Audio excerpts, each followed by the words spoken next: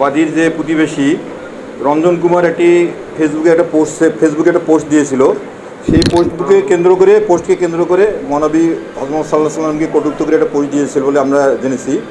সেই ফেসবুকের পোস্টকে কেন্দ্র করে এলাকার লোকজন উত্তেজিত হয়। পরবর্তীতে গঙ্গাছড়া থানা পুলিশ রঞ্জন রায়কে গ্রেপ্তার করে আমরা এটা তার বিরুদ্ধে নিয়মিত মামলা রুজু করা হয়।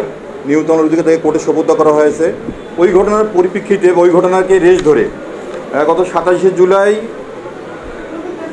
বিকেল 16:10 ঘটিতে 16:30 পর্যন্ত এবং হেতে রাত 8:30 পর্যন্ত এই ধারাবাহিকভাবে প্রায় অজ্ঞাতনামা 1000-1200 লোকজন, তাদের আসলে ভিন্ন এলাকার বরিয়া তখনই আমাদের পুলিশের মনে হয়েছিল যে ভিন্ন এলাকার লোকজন এই আমাদের হিন্দু পল্লীতে বেতগাড়ি, আমাদের গঙ্গাছড়া থানাধীন বেতগাড়ি ইউনিয়নের আলাদপুর ছয়ানীপাড়া গ্রামস্থ হিন্দু পল্লীতে, বেতগাড়ি ইউনিয়নের আলদাতপুর ছয়ানীপাড়া গ্রামস্থ হিন্দু পল্লী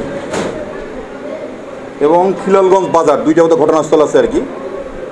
এই দুই জায়গায় আমাদের ওখানে হিন্দু পল্লীতে হামলা চালিয়ে ওই গ্রামের বেশ কয়েকটি বাড়ি ভাঙচুর করে, হিন্দু পল্লীর অনেক বাড়ি ভাঙচুর করে। তারপরে এই বাড়ি থেকে বিভিন্ন জিনিসপত্র আপনার চুরি করে বা যেটা জোরপূর্বক নিয়ে যায় এবং ওখানে কিছু হালকা মারপিট এই ধরনের ঘটনা ঘটেছে। তৎপ্রেক্ষিতে গঙ্গাছড়া থানায় নিয়মিত মামলা রুজু হয়।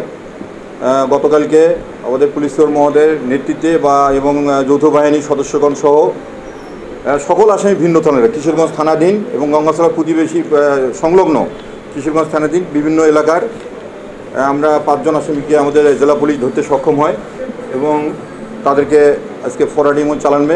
মামলার আইও গঙ্গাছড়া থানার ভারপ্রাপ্ত কর্মকর্তা ইমরান হোসেন স্বয়ং আজকে এই 5 জন আসামিকে বিজ্ঞ আদালতে সোপর্দ করেছেন।